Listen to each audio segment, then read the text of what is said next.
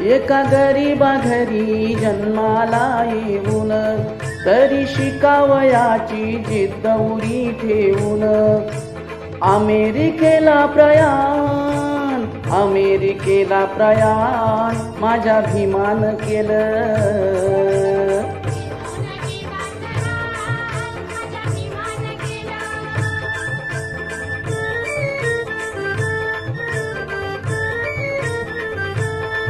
आला कोलंबियाहून PhD होऊन तुझी विलायतेची बॅरिस्टरी घेऊन त्याचच